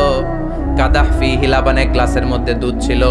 ওয়া কাদাহ ফিহি আসাল, আর এক গ্লাসের মধ্যে ছিল মধু, আর এক গ্লাসের মধ্যে ছিল মদ। কাদাহুন ফিহি খামার। বিশ্বনবীকে 3টা গ্লাস দিয়ে বলা হলো নবী চুজ করেন কোনটা নেবেন। এক গ্লাসে মধু, আর এক গ্লাসে দুধ, আর এক গ্লাসের মধ্যে বিশ্বনবীকে দেয়া হলো মদ। বিশ্বনবী বললেন যে এই গ্লাসের ভেতরে দুধ আছে, আমি ওই পেয়ালাটা নিলাম। সাইয়েদনা জিব্রাইল বললেন ইয়া রাসূলুল্লাহ আখাস্তাল ফিতরা, আপনি যেমন নিছেন তেমন। সুবহানাল্লাহ কইবেন না? বিশ্বনবী দুধ খেতে পছন্দ করতেন। আর বিশ্বনবী বলতেন আলাইকুম বি আলবানিল বাকার, বেশি বেশি গরুর দুধ খাবা। ফাইন্নাহা তুরাম্মু মিনাল আশজার, কেননা এটা সবুজ লতা পাতা ঘাস পাতার নির্যাস। গরু কি খায়? ঘাস খায় না? এই ঘাসের নির্যাস হচ্ছে দুধ। বিশ্বনবী বলতেন বেশি বেশি দুধ খাবা। ফিহি শিফা, এর মধ্যে শিফা আছে। ফি লাবানিহা শিফা ওয়া লুহুমিহা দা, গরুর দুধে আছে শিফা, গরুর গোশতের মধ্যে আছে রোগ। সুবহানাল্লাহ। কত বড় ফিলোসোফার বিশ্বনবী। বিশ্বনবী বলে গিয়েছেন গরুর দুধ বেশি খাও কিন্তু গোশ বেশি খাইও না। আর আমরা গরুর গোশ পাইলে কোপায় ফেলাই। সাদা ভাত আর ঝাল গরুর মাংস যদি হয়, ওই যে অনেকের জিহ্বায় পানি চলে আসছে। সুবহানাল্লাহ কইবেন না? বিশ্বনবী বলতেন দুধ খাও, গোশ খাইও কম। গরুর গোশত কম খাবা, গরুর দুধ বেশি খাবা। সুস্থ রাখবে কে? আবার বিশ্বনবী মায়েদেরকে বলেছেন ও মায়েরা, সন্তান হওয়ার পরে 2 বছর দুধ খাওয়াবা। আল্লাহু আকবার। ওয়াল ওয়ালিদাতু ইউরদি'না আওলাদাহুন্না হাওলাইনি কামিলাইনি লিমান আরাদা আন ইউতিম্মার রাদাআ। সন্তান যারা পেয়েছো মায়েরা বোনেরা, 2 বছর দুধ খাও। সন্তানকে সুস্থ রাখবে কে? বাচ্চা ডেলিভারির পরপরই আল্লাহ তাআলা মায়ের বুকে একটা দুধ দেয়, এটাকে বলে শাল দুধ। এটা হচ্ছে বাচ্চার জীবনের প্রথম প্রাকৃতিক টিকা। সুবহানাল্লাহ কয় না? এটা বেবির জীবনে ন্যাচারাল প্রাকৃতিক টিকা, প্রতিষেধক আল্লাহ দিয়ে দিয়েছে। আপনার বাচ্চাকে টিকা দিন, স্লোগান আছে না? 5টা-7টা টিকা দেয়া লাগে। প্রথম টিকাটা আল্লাহ নিজেই ফ্রি দিয়ে দিছে। এটা শাল দুধের ভেতরে পাওয়া যায়। এজন্য বাচ্চাকে শাল দুধ খাওয়াতে হবে। তার ব্রেনের গ্রোথ হবে, সে শক্তিশালী হবে, সে দেশপ্রেমিক হবে, সে আল্লাহওয়ালা হবে। চিল্লা এখন ঠিক কিনা? যে মায়েরা বাচ্চারে দুধ খাওয়ায় ওই বাচ্চারা মায়েরে ভালোবাসে বেশি। আর যেই মা গুলো বাচ্চারে দুধ না খাওয়ায় আর ডানু খাওয়ায়, আর কি কি আছে? হরলিক্স আর সিরালেক, কমপ্লেন, যারা এগুলো খাওয়াবে ডানু খাওয়াবে, যারা ল্যাকটোজেন খাওয়ায়, যারা বুকের দুধ খাওয়াতে চায় না কোনো কারণ ছাড়া, 2 বছর বাচ্চারে দুধ দিতে চায় না, এই বাচ্চাগুলো বড় হলে ওই মারে বৃদ্ধাশ্রমে দিয়ে আসবে। কথা কন, কথা কন। এজন্য মায়েরা বোনেরা সন্তান হলেই তাকে বুকের দুধ দিয়ে আল্লাহর পক্ষ থেকে যে টিকাটা, এই টিকাটা পেটের ভেতরে ঢুকায় দিতে হবে। চিল্লা এখন ঠিক কিনা? এটা হচ্ছে ন্যাচারাল টিকা। এজন্য আল্লাহ বললেন ইয়াসিন ওয়াল কোরআনিল হাকিম। ইয়াসিন, বিজ্ঞানময় কোরআনের শপথ। কোরআনের মধ্যে বিজ্ঞান আছে না নাই? অভাব নাই। কয়টা শুনবেন? আল্লাহ কসমোলজির কথা বলেছে, অ্যাস্ট্রোলজি কথা। কসমোলজি হচ্ছে সৃষ্টি তত্ত্ব। কসমোলজি কি? সবাই বলেন কসমোলজি কি? আল্লাহ বললেন আওয়ালাম ইয়ারাল্লাযীনা কাফারু আন্নাস সামাওয়াতি ওয়াল আরদা কানাতা রাতকান ফাফাতাকনাহুমা। কাফেররা কি দেখে না মহাবিশ্বের সব কিছু একসাথে মিলে ঝিলে ছিল, বিশাল এক বিস্ফোরণের মাধ্যমে আমি মহাবিশ্ব তৈরি করেছি। সুবহানাল্লাহ। আদিতে শুরুতে কিন্তু সব আকাশ, বাতাস, জমিন, চন্দ্র, সূর্য, নক্ষত্র, গ্রহ, নীহারিকা পুঞ্জ, গ্যালাক্সি, ব্ল্যাক হোল সবকিছু মিলেমিশে একসাথে ছিল। এটার ঘনত্ব ছিল খুব বেশি। মহাবিশ্বের সবকিছু ছিল একটা বিন্দু। এটাকে বিজ্ঞানীরা নাম দিয়েছে দ্য সিঙ্গুলারিটি, মহা একত্ব। এরপর একটা প্রচন্ড বিস্ফোরণের মধ্য দিয়ে মহাবিশ্ব সৃষ্টি হয়েছে। এটার ওরা নাম দিয়েছে বিগ ব্যাং থিওরি। কি নাম? স্টিফেন হকিং মারা গেছে না গত বছর নাকি? হ্যাঁ, বছর খানিক আগে মারা গিয়েছে। সবচেয়ে বড় পদার্থবিজ্ঞানী ছিল। সে একটা বই লিখেছে, from the brief history of time, a brief history of time from big bang two black hole. সেখানে সে প্রমাণ করেছে কোরআনের এই আয়াত, কানাতা রাতকান, মহাবিশ্বের সবকিছু একটা বিন্দু ছিল। চাঁদ, সূর্য, গ্রহ, তারা সব কি ছিল? কথা বলেন, সবাই বলেন। একটা মাত্র বিন্দু ছিল। আল্লাহ বলেন, don't the disbeliever observe that the heavens and earth were joined together, then I separated with a gigantic sound, explosion. সব একসাথে ছিল, চাঁদ, তারা, আকাশ, নদী, নালা সব একসাথে। তারপরে একটা বিকট বিস্ফোরণের মধ্য দিয়ে পৃথিবী হয়েছে, এ চাঁদ হয়েছে, চন্দ্র হয়েছে, সূর্য হয়েছে, মহাবিশ্বের সবকিছু এই মহাবিস্ফোরণের মধ্য দিয়ে হয়েছে। চিৎকার করে পড়েন আল্লাহু আকবার। এই যে ছোট্ট পৃথিবীতে আমরা বসে আছি, এই পৃথিবীর চেয়ে সূর্য 13 লক্ষ গুণ বড়। চিল্লায় পড়েন আল্লাহু আকবার। এটা কি বাড়ির কাছের কথা? 13 লক্ষ গুণ বড়, কল্পনা করা যায়? তার মানে কি সূর্যই সবচেয়ে বড়? না, সূর্যের চেয়ে অনেক বড় বড় তারা আছে। ব্যাটেল জিউস নামে একটা তারা আছে মহাকাশে, যেটা যে সূর্য পৃথিবীর চেয়ে 13 লক্ষ গুণ বড়। এই ব্যাটেল জিউস তারা সূর্যের চেয়ে 33 কোটি গুণ বড়। এই ব্যাটেল জিউস তারাটাই কি সবচেয়ে বড়? না, এর চেয়েও কত বড় তারা যা আছে কোনো হিসাব নাই। এরকম বিশাল বিশাল তারা ঘুরতে ঘুরতে মাওয়াকিউন নুজুম, ব্ল্যাক হোল নামে একটা রেঞ্জ আছে। এই রেঞ্জের মধ্যে যদি ঢুকে যায়, ছোট্ট বাচ্চার মুখে চকলেট দিলে বাচ্চা যেমনি চকলেট চুষে খেয়ে ফেলে, এই বিশাল বিশাল তারাগুলো ব্ল্যাক হোলের মধ্যে ঢুকলে এক মুহূর্তের মধ্যে নিঃশেষ হয়ে যায়। চিল্লায় পড়েন আল্লাহু আকবার।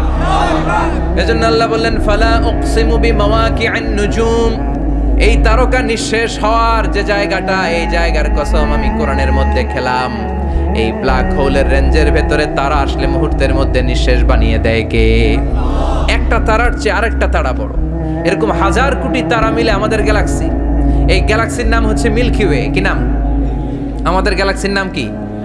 সবাই বলেন তো। Milky way. কি নাম? এরকম একটা গ্যালাক্সি না, লক্ষ কোটি গ্যালাক্সি আছে। আমাদের গ্যালাক্সির পরে সবচেয়ে কাছের গ্যালাক্সির নাম অ্যান্ড্রোমেডা। কি নাম? এই অ্যান্ড্রোমেডা গ্যালাক্সি আমাদের গ্যালাক্সি থেকে 2.5 মিলিয়ন লাইট ইয়ার দূরে, মানে 25 লক্ষ লাইট ইয়ার। সুবহানাল্লাহ কইবেন না? আলোর গতি হচ্ছে পৃথিবীতে সবচেয়ে বেশি বর্তমান সময় পর্যন্ত, জানেন? সেকেন্ডে কত মাইল?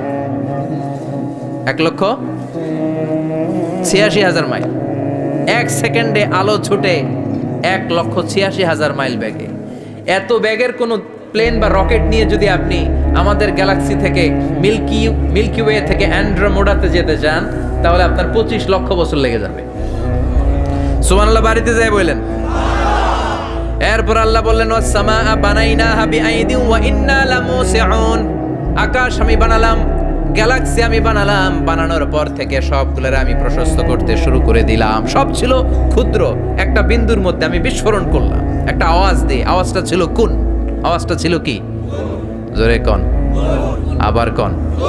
কুন ফায়া ইন্নামা আমরুহু ইযা আরাদা শাইআন আন ইয়াকুলা লাহু কুন ফায়াকুন। আল্লাহ যখন কিছু করতে চান শুধু বলেন কুন, শুধু বলেন বি। কুন মানে বি, ইট ওয়াজ, এটা হয়ে যায়। হাও বলতে দেরি। এই মহাবিস্ফোরণের নেপথ্যে যে শব্দটা ছিল সেটা ছিল কুন। সেটা ছিল কি? আল্লাহ কোন বলতে দেরি মুহূর্তের মধ্যে বিগ ব্যাং, বিশাল এক্সপ্লোশন, তারপর থেকে মহাবিশ্ব ছড়াচ্ছে। আল্লাহ বলছেন এই কোরআনের ভেতরে বলে দিয়েছেন ওয়া ইন্না লা মুসিউন, আমি এই মহাবিশ্বকে, এই গোটা ইউনিভার্সকে আমি প্রতিনিয়ত সম্প্রসারিত করছি। প্রতিনিয়ত এটা বড় হচ্ছে, সম্প্রসারিত হচ্ছে। চিল্লায় বলেন আল্লাহু আকবার। আজ থেকে মাত্র 20 বছর আগে এটা তারা আবিষ্কার করেছে। এটা কোন সাল? 2020 বছর পেছনে গেলে কত? 1998, তাই না? এই 1998 সালে তারা আবিষ্কার করেছে সুপারনোভা কসমোলজি প্রজেক্ট। এই সুপারনোভা কসমোলজি প্রজেক্টে তারা এই সিদ্ধান্তে এসেছে যে মহাবিশ্ব কোন নামক এক বিস্ফোরণের পর থেকে যে সম্প্রসারিত হচ্ছে, আজ পর্যন্ত এটা শুধু বাড়ছে আর বাড়ছে, অ্যাক্সেলারেটিং হচ্ছে, এক্সপান্ডিং হচ্ছে, এটা কমছে না। কিয়ামত পর্যন্ত এটা বাড়তেই থাকবে। চিৎকার করে পড়েন আল্লাহু আকবার। এজন্য আল্লাহ বললেন ইয়াসিন ওয়াল কোরআনিল হাকিম, বিজ্ঞানময় প্রজ্ঞাময় কোরআনের শপথ। এই কোরআনের ভেতরে আমি কসমোলজির কথা বলেছি, অ্যাস্ট্রোলজির কথা বলেছি, জিওলজির কথা বলেছি, ফিজিক্সের কথাও বলেছি। সুবহানাল্লাহ। ফিজিক্স মানে কি? পদার্থ। পদার্থের সবচেয়ে বড় উপাদান হচ্ছে লোহা। লোহার কথা কিন্তু কোরআনে নাই। আছে? কই আছে? হ্যাঁ, সূরাতুল হাদিদ, লোহার নামে একটা সূরা দিয়েছে আল্লাহ কোরআন। সুবহানাল্লাহ পড়বেন না? সূরার নাম সূরাতুল হাদিদ। সূরার নাম কি? চিল্লায় বলেন সূরার নাম সূরাতুল হাদিদ। হাদিদ মানে লোহা। আল্লাহ বললেন ওয়া আনজালনাল হাদিদা ফীহি বা'সুন শাদীদ।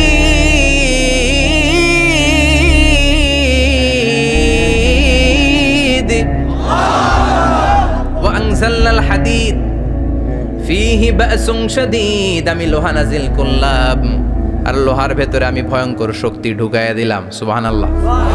ফিহি মানাফিউ লিন-নাস, লোহার ভেতরে মানুষের জন্য অনেক কল্যাণ আছে। সুবহানাল্লাহ। লোহা ছাড়া পৃথিবীতে কিছু হয়? আংটি বানাতে লোহার দরকার আছে না নাই?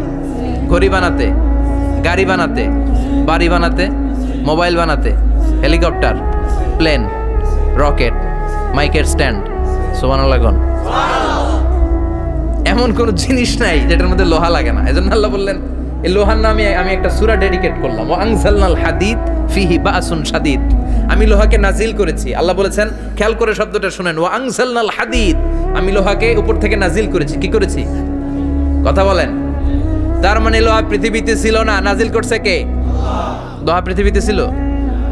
পৃথিবীতে ছিল। পৃথিবীতে থাকলে নাজিল করবেন কেন? এই যে কোরআনটা পৃথিবীতে আগে ছিল, নাজিল করছে কে? কোন ফেরেশতাকে দিয়ে? সাইয়েদনা জিবরাইল। কোন নবীর উপর? বিশ্বনবী মুহাম্মদুর রাসূলুল্লাহ। আল্লাহু আকবার। তার মানে এই ওহী পৃথিবীতে ছিল না, আল্লাহ উপর থেকে নাজিল করেছেন। নুজুল মানে উপর থেকে নিচের দিকে আসা।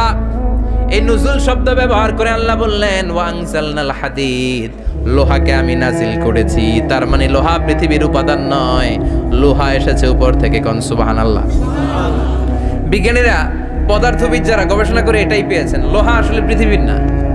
লোহা পৃথিবীতে উৎপাদন করা হয় নাই। লোহার যে মলিকিউল, অণু আছে, লোহার একটা অণু তৈরি করার মতো ক্ষমতা পৃথিবীর নাই। ইভেন এই সৌরজগতের কোনো কিছুর নাই। সূর্যের তাপেও লোহা তৈরি হতে পারে। লোহার ছোট্ট একটা অণু তৈরি করতে কমপক্ষে 1 কোটি ডিগ্রি সেলসিয়াস তাপের প্রয়োজন হয়। তার মানে এটা পৃথিবীর কোনো উপাদান নয়, এটা আনজালনাল হাদিদ। আল্লাহ বলেন মহাবিস্ফোরণের কারণে গলিত অন্য কোনো তারার ভেতর থেকে লোহার উপাদান আমি পৃথিবীর ভেতরে এনে ঢুকিয়ে দিয়েছি। তার মানে পদার্থের কথা কোরআনে আছে না নাই? সুবহানাল্লাহ কইবেন না? এরপরে বায়োলজির কথা আছে না নাই? বায়োলজিক্যাল অ্যাসপেক্ট অফ মাউন্টেন্স, কেমন করে পাহাড়ি রেঞ্জ তৈরি হলো, আছে না নাই? ওয়াজআলনাল জিবালা আওতাদা, পাহাড়কে আমি পেরেক মেরে দিয়েছি। ওমিয়া কাঠের ভেতরে যখন পেরেক মারেন, পেরেকের বেশিরভাগ অংশ কাঠের ভেতরে ঢুকে যায়, উপরে দেখা যায় সামান্য, ঠিক কিনা? তো লোহা যদি আল্লাহ পেরেক মারেন, উপরে যা দেখা যায় এটা সামান্য, আসল পাহাড় তো মাটির নিচে। সুবহানাল্লাহ কইবেন না? আসল পাহাড় কোথায়? পেরেক যদি কাঠের মধ্যে ঢুকিয়ে দেন, পুরো পেরেকটা কাঠে ঢুকে যায় না, উপরে দেখা যায় কত? সামান্য। পাহাড়ের যা আপনি দেখেন এটা তো পেরেকের মাথা, পুরো পাহাড়টা আল্লাহ জামিনের ভেতরে গেড়ে দিয়েছেন। চিল্লায় পড়েন আল্লাহু আকবার। আবার আল্লাহ বললেন অমিনাল জিবালি জুদাদুম বিদু ওয়া হুমরুম মুখতালিফুন আলওয়ানু, আসরা নাই? ওয়া গারাবিবু সুদ, আল্লাহ বলেন নানা রঙের পাহাড় পর্বত মহাবিশ্বে আমি তৈরি করেছি। কোন পাহাড় হচ্ছে রক্তিম বর্ণের, কোন পাহাড়কে বানিয়েছি আমি কৃষ্ণ বর্ণের, কোন পাহাড়কে বানিয়েছি আমি শুভ্র বর্ণের, কোন পাহাড়ের রং কালো, কোনটা সাদা, কোনটা নীল, আছে না নাই? মহাবিশ্ব যখন তৈরি হয়েছে পৃথিবীর মধ্যে 7টা টেকটনিক প্লেট তৈরি হয়েছে। 7 tectonic plates create the mountain range on earth. পৃথিবীতে এই পাহাড় তৈরির কারণ হচ্ছে 7টা প্লেট, এগুলোরে 7 টেকটনিক প্লেট বলে। এই প্লেটগুলোর কারণে পৃথিবীতে এই রং বেরঙের পাহাড় তৈরি হয়েছে। কত রঙের যে পাহাড় আছে, আরব বিশ্বে পাথরের পাহাড়, বাংলাদেশে মাটির পাহাড়, ব্রুনাই, সিঙ্গাপুর, ইন্দোনেশিয়াতে যদি যান আরেক ধরনের পাহাড়। চায়নার একটা শহর আছে গানজু সিটি, কি নাম?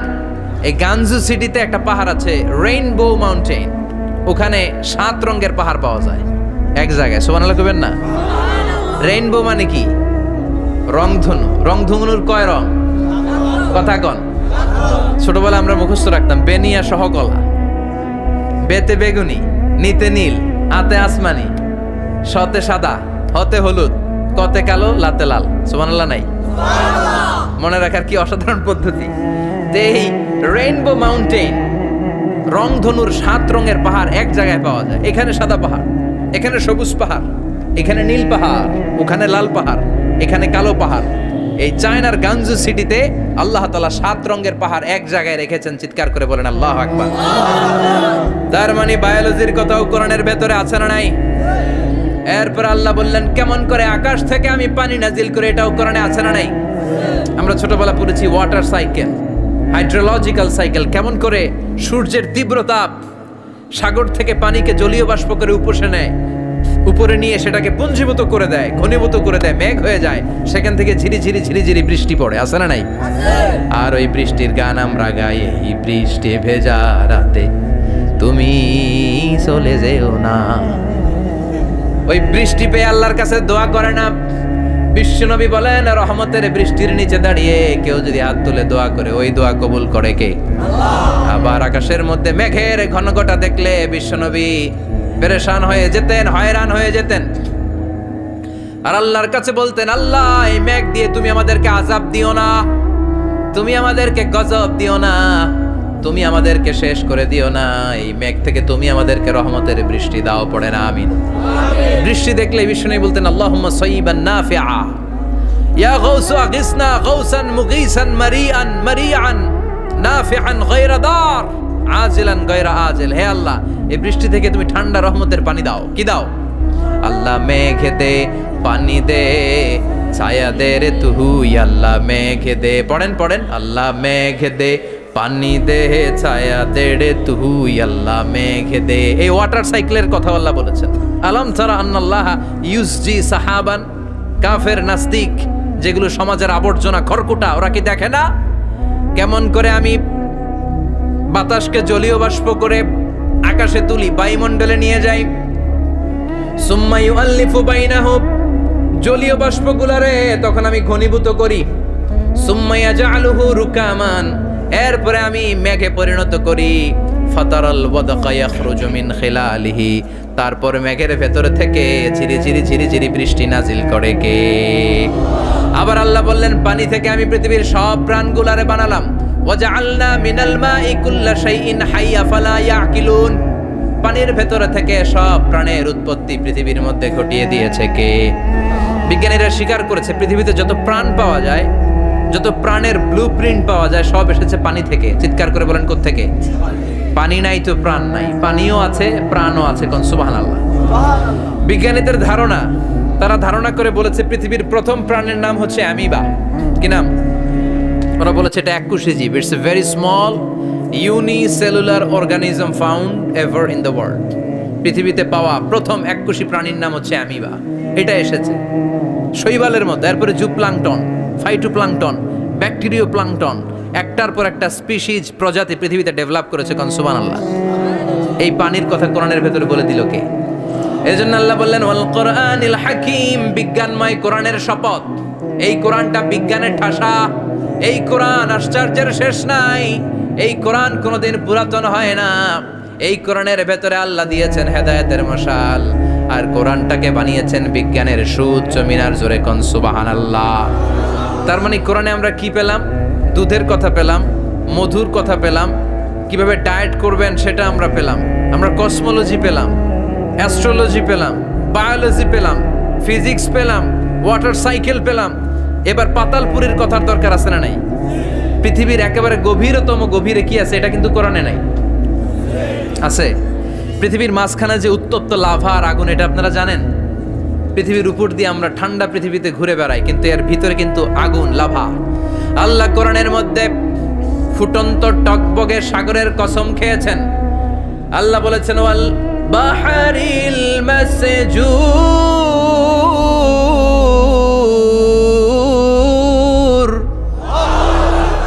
আমি কোরআনের ভেতরে ফুটন্ত টকবগে সাগরের পানির কসম খেলাম, পড়েন সুবহানাল্লাহ।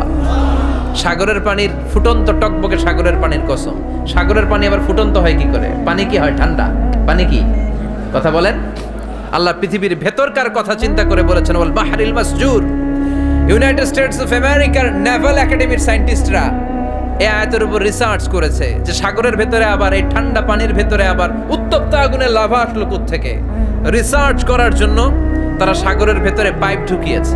পাইপ ঢুকাতে ঢুকাতে অনেকগুলো লেয়ার তারা পার করেছে। রূপান্তর শিলার স্তর, পাললিক শিলার স্তর, আগ্নেয়গিরির শিলার স্তর, মার্বেল পাথরের অনেকগুলো শিলার স্তর পেরিয়ে যাওয়ার পরে তারা পাইপ ঢুকানোর পরে দেখতে পেয়েছে পাইপগুলো গলে যায়। পাইপগুলো কি হয়? তার মানে ভিতরে কি আছে? গত কয়েক মাস আগে জাপানে কিছু জিওলজিস্ট, ভূতত্ত্ববিদ, তারা গবেষণা করে পৃথিবীর এক মাথা থেকে আরেক মাথায় যেতে চাচ্ছে, মানে প্রতিপাদ স্থান। বাংলাদেশের এখান থেকে ছিদ্র করলে আপনি দক্ষিণ আমেরিকার চিলির সান্টিয়াগোতে যেয়ে উঠবেন। কথা বুঝতে পেরেছেন? তার মানে বাংলাদেশের প্রতিপাদ স্থান হচ্ছে দক্ষিণ সাউথ আমেরিকার চিলির সান্টিয়াগো। আবার ইন্ডিয়া থেকে ছিদ্র করতে করতে পৃথিবীর আরেক মাথা দিয়ে উঠবেন। সুবহানাল্লাহ বলেন। এটা তারা শুরু করেছে কিন্তু এখনো সফল হয় নাই। ইউএস এর নেভাল একাডেমির সায়েন্টিস্টরা পাইপ ঢুকাতে ঢুকাতে দেখে একটা পর্যায় শেষে পাইপ আর ঢুকানো যায় না। পাইপগুলো পৃথিবীর ভেতরে যেতে যেতে গলে গলে পানি হয়ে যায়। সুবহানাল্লাহ কইবেন না?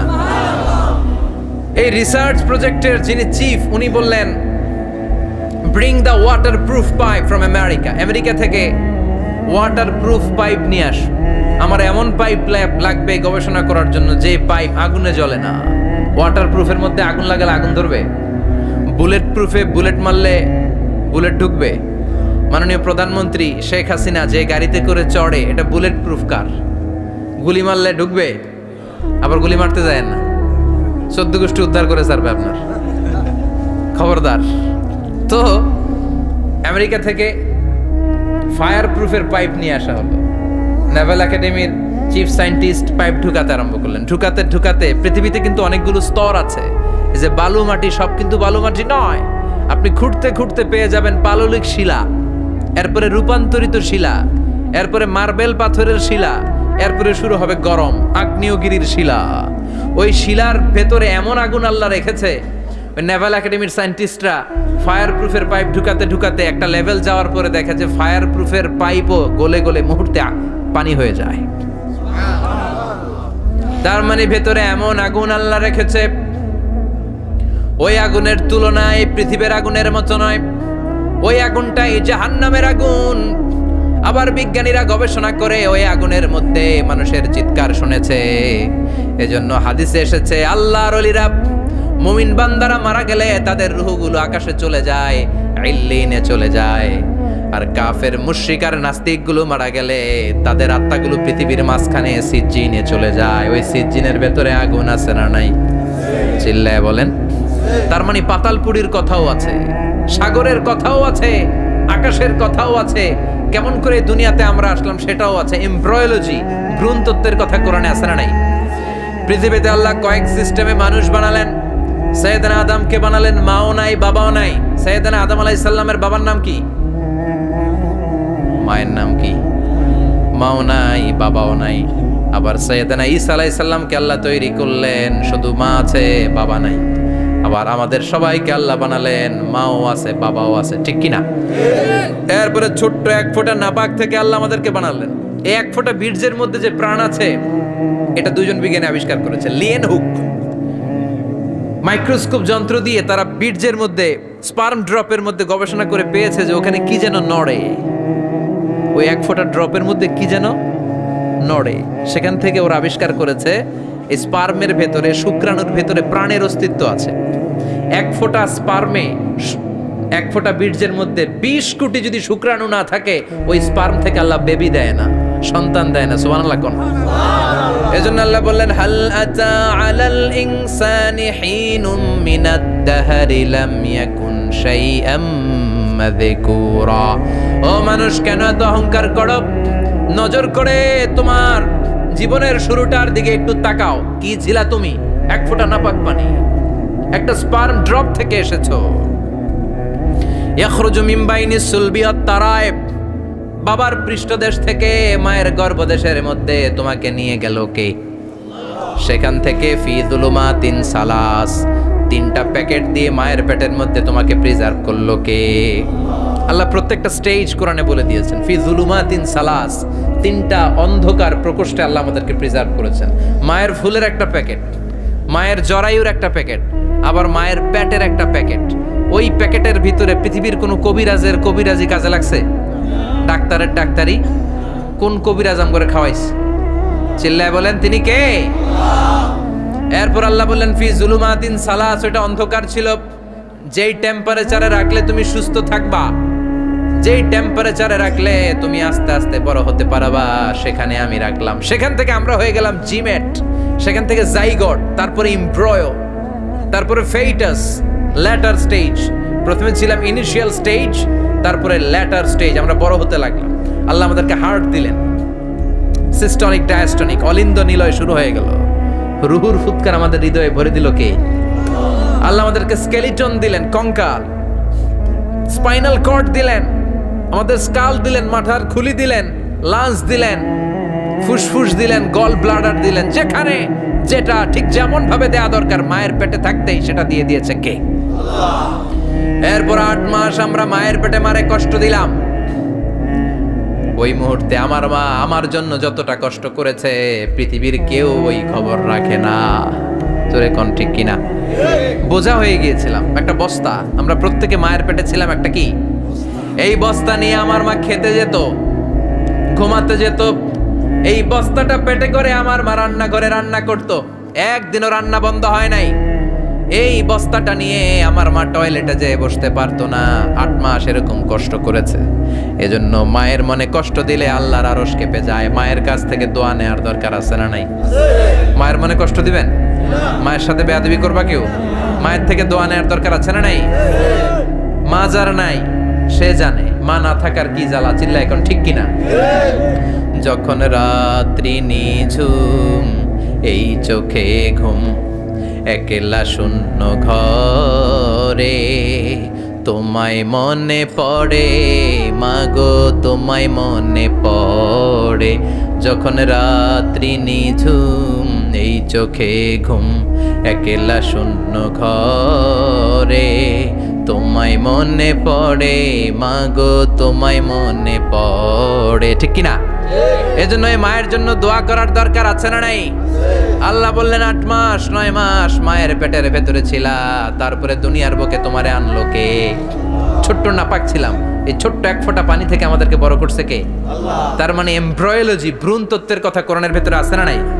সে আল্লাহ বললেন ইয়াসিন ওয়াল কুরআনিল হাকীম ইন্নাকা লামিনাল মুরসালিন আলা সিরাতিম মুস্তাকিম। সুবহানাল্লাহ পড়েন। আল্লাহ বললেন ইয়াসিন, এরপরে বললেন আল কুরআনিল হাকীম, প্রজ্ঞাময় কোরআনের শপথ। বিশাল একটা শপথ কেটে আল্লাহ বললেন ইন্নাকা লামিনাল মুরসালিন আলা সিরাতিম মুস্তাকিম। ইন্নাকা লামিনাল মুরসালিন, অবশ্যই অবশ্যই নবী হে আপনি রাসূলদের অন্তর্ভুক্ত। চিল্লা এখন সুবহানাল্লাহ। তিনি যে রাসূল এটার সার্টিফিকেট এই আয়াতে দিয়েছে কে? এরপর আল্লাহ বললেন আলা সিরাতিম মুস্তাকিম, ও নবী আপনি সিরাতুল মুস্তাকিমের উপর আছেন। যেই দোয়াটা প্রতিটা নামাজের মধ্যে প্রতিদিন প্রত্যেক রাকাতে সূরা ফাতিহাতে আমরা পড়ি, ইহদিনাস সিরাতাল মুস্তাকিম। ও Allah, show us the right path, show us the correct path. আপনি আমাদেরকে সোজা পথ দেখান। আল্লাহ এখানে সার্টিফিকেট দিলেন, নবী গো লক্ষাধিক পয়গম্বর যে আমি পেয়েছি তাদের শ্রেষ্ঠতম রাসূল করে আমি আপনাকে প্রেরণ করেছি। আর হেদায়েতের সুউচ্চ মশাল দিয়ে আমি আপনাকে সিরাতুল মুস্তাকিমের উপর রেখেছি। চিল্লায় পড়েন আল্লাহু আকবার। এই জন্য বিজ্ঞানময় কোরআনের সাথে নিজেদের সম্পর্ক বাড়ানোর দরকার আছে না নাই? সেজন্য কোরআনের সাথে আমাদের সম্পর্ক বাড়াতে হবে, নিজে কোরআন পড়তে হবে, কোরআন বুঝতে হবে, কোরআনের উপর আমল করতে হবে। রাজি আছেন তো? এটাই হচ্ছে সূরাতুল ইয়াসিনের শিক্ষা। আল্লাহ আমাদের সবাইকে কথাগুলো বুঝার ও আমল করার তৌফিক দান করুক। আমরা পড়ি আমিন। আরো জোরে পড়েন আমিন। যতগুলো কথা বললাম কোরআন থেকে আলোকিত করার জন্য আল্লাহ তাআলা যে মেসেজগুলো আমাদেরকে কোরআনের ভেতরে দিয়েছে, এই মেসেজ থেকে আমরা যেন নিজেদেরকে, সমাজকে আলোকিত করতে পারি। আল্লাহ তুমি তৌফিক দাও।